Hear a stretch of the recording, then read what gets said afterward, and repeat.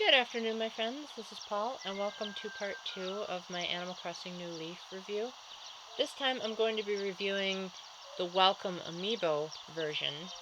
If you already have the regular New Leaf, you can just update it for free on the eShop, but just know that it'll cost you a lot of blocks on your SD card. So if you can, try to get the packaged version from the store. Anyway, the game is called Welcome Amiibo, so there are definitely quite a lot of amiibo figures that can be used in the game, just to name a few. In addition to all that, there's also Animal Crossing amiibo cards where you can get various villagers to go into your town and add even more people. Plus, in addition to that, all of the amiibo that were released for Animal Crossing Amiibo Festival, in addition to more that were released after this update, there's a lot of people that you can invite to your town, including Zelda and Splatoon-themed villagers. And that, in turn, allows you to get new furniture based on Zelda and Splatoon, and even new campground items. So before I get too ahead of myself, let me tell you if the update is worth getting if you already own New Leaf, and if you don't own New Leaf, is the game still worth buying as a standalone package? Well, one of the biggest differences in this upgrade is the addition of Meow coupons, which stands for Mutual Exchange of Wealth. And you get those by fulfilling initiatives, and the initiatives change every day. Like, they could be hit the rock that gives you bells, or send a letter to someone. Usually they're pretty simple, but sometimes they can get really challenging. Like, they might ask you to catch a certain type of fish that's only available at a certain time of day, or donate a painting to the museum when, sometimes paintings can be forgeries. There are other ways to earn Meow coupons, of course, like the ghost Wisp will appear once you find a magic lamp on the ground, and once you manage to get Wisp in your house, then he can take one of these amiibos or an Animal Crossing card, and then all you have to do is, if you're playing on an old 3DS, you have to have what's called an NFC reader. So you just turn it on where you see the blue light is shining, and then just pop the card on, or the amiibo. And if you have a new 3DS, then you just go like that on the top screen. Easy peasy.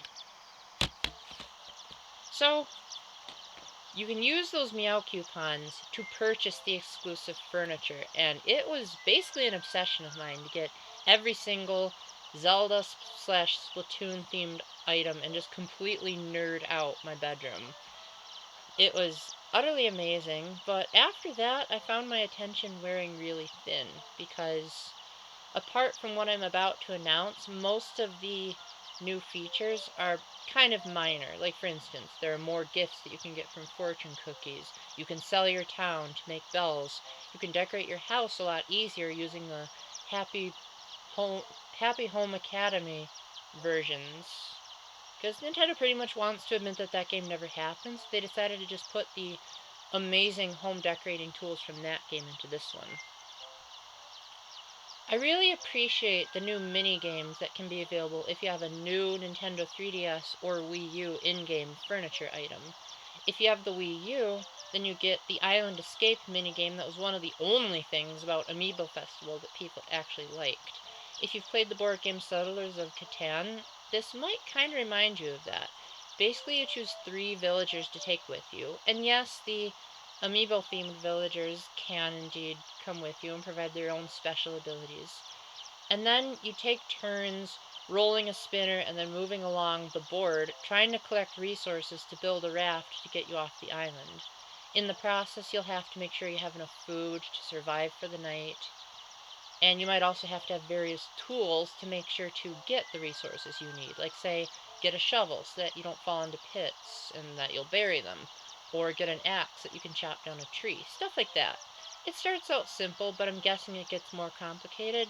I didn't really spend too much time in this minigame because I've been so busy trying to upgrade my house as quick as possible because I had a friend come over and give me a glitch to get unlimited money. Ethically speaking, regardless, it made up for it by the fact that I just simply don't have enough time to do mindless tasks every single day of the year.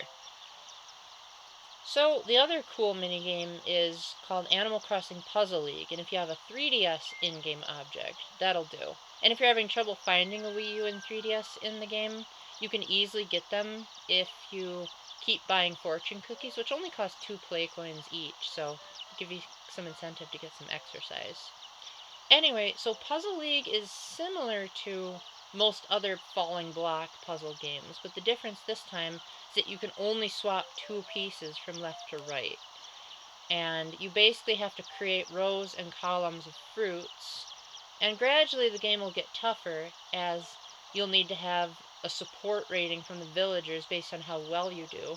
You also have a finisher attack that can clear out a row of fruits at a time, even though I'm kind of disappointed that once you're in the midst of the story mode, you can't use a special amiibo finisher, which the game pushes quite heavily at first, but since I forgot to do it, I was out of luck once I started the main story. But hopefully you can still do that when you're doing one of the side modes, of which they're pretty easy to unlock.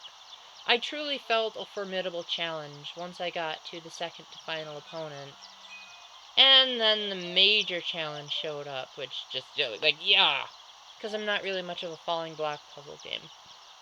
Suffice to say that if Animal Crossing's not really your forte, those 2 minigames are fun little distractions that, if you don't feel like going out and buying an entire puzzle game or Settlers of Catan board game, this game is pretty reasonably priced that can satisfy that need for you.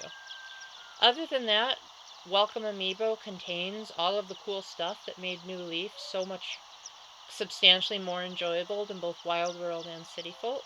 So if you're the type of person that, like I said, actually enjoys Animal Crossing and is okay with games that don't have an end goal and don't have any violence or anything like that, or an engrossing story, then by all means definitely pick it up.